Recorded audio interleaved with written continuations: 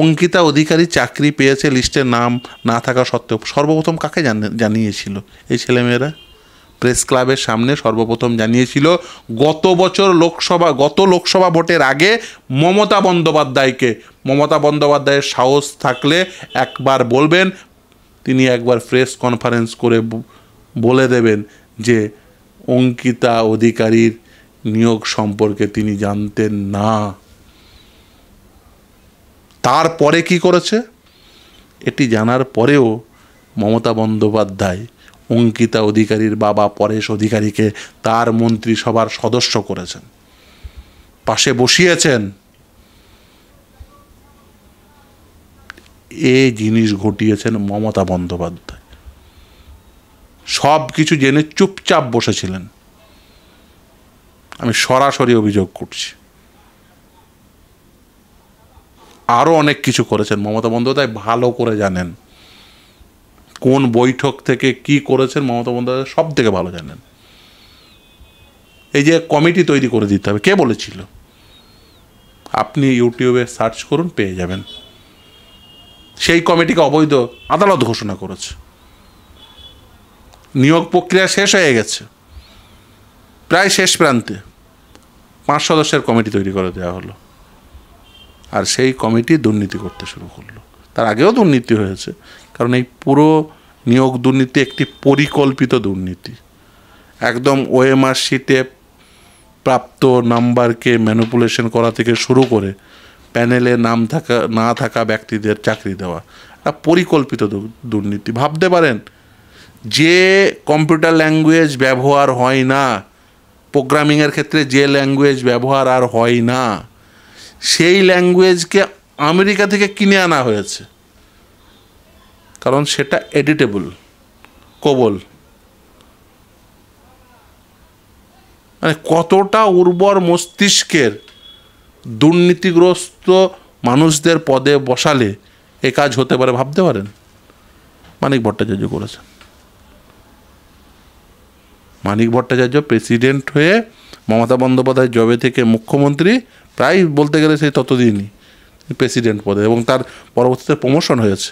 বোর্ডের প্রেসিডেন্ট তৃণমূল কংগ্রেসের এমএলএ হয়েছে। তিনি দারুণ সার্ভিস দিয়েছেন, অসাধারণ সার্ভিস তার। খাতা ম্যানিপুলেট হবে, কিন্তু ধরা যাবে না। মমতা বন্দ্যোপাধ্যায়ের খাতায় এরা হচ্ছে দারুণ সার্ভিস দেন। ম্যানিপুলেশন হবে, কিন্তু তুমি ধরতে পারবে না। মানিক ভট্টাচার্য দারুণ পারফর্মার, অনুব্রত মণ্ডল দারুণ পারফর্মার, পার্থ চট্টোপাধ্যায় দারুণ পারফর্মার, পরেশ অধিকারী দারুণ পারফর্মার। মানিক ভট্টাচার্য, পরেশ অধিকারী, জীবনকৃষ্ণ সাহা, এরা সব হচ্ছে দারুণ পারফর্মার মমতা বন্দ্যোপাধ্যায়ের খাতা। আর আদালতে প্রমাণ নিয়ে এসছে যোগ্য চাকরি প্রার্থীরা যারা বসে আছে, বা যারা হয়তো এখানে বসে নেই, বাড়িতে বসে আছে, চাকরি পায়নি, তারা আদালতে এসছে। তারা এসে মামলা করেছে। তারা বলেছে প্রাইমারিলি তারা ওই আরটিআই করে কিছুটা তথ্য পেয়েছে, কিছুটা ওর কাছ থেকে তথ্য জেনে জানতে পেরেছে। তারা মামলা করেছে, দেখো আমার র্যাঙ্ক হয়তো 35, দেখো 70 নম্বর র্যাঙ্কে থাকা ব্যক্তিরই চাকরি পেয়ে গেছে, বা যার কোথাও লিস্টে নাম নেই সেই ব্যক্তিরই চাকরি পেয়ে গেছে, এই বলে মামলা শুরু হয়। প্রথমে তো অনেক, মানে আমি আজকে ক্যামেরার সামনে বলছি, অনেকে বিশ্বাসই করতো না। এই মামলা যখন প্রথমে করতে যায় অনেকে বিশ্বাস করতো না, অনেকে হাসতো রীতিমতো। কারণ আমাদের সার্ভিস জুরিসপ্রুডেন্সে সাধারণভাবে কি হয়, প্যানেলের ভ্যালিডিটি শেষ হয়ে যাওয়ার পরে সেই প্যানেল নিয়ে মামলা হয় না। যে কোনো আইনজীবীকে জিজ্ঞাসা করবে, সে স্বাভাবিকভাবে সাধারণভাবে বলবে এটা, যে প্যানেলের ভ্যালিডিটি শেষ হয়ে গেছে, তো আবার কিসের মামলা।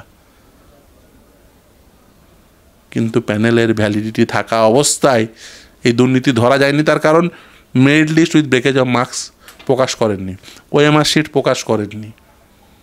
এই যে ধরুন ইন্টারভিউ হয়, ইন্টারভিউয়ে ইন ক্যামেরা ইন্টারভিউ নেওয়া হয়নি। আমি যে পদক্ষেপগুলোর কথা বলছি একটিও করা হয়নি। ওএমআর শিটের কপি পরীক্ষার্থীদের হাতে হাতে দিয়ে দেওয়া হয়নি, কার্বন কপি। একদম করা হয়নি। এই যে আদালতের ফলে আদালতে এতগুলো সিবিআই তদন্তের নির্দেশ দিল, তারপরে ওই প্রাথমিকে করা হয়েছে, তারপরেও সেখানেও অনেক দুর্নীতি।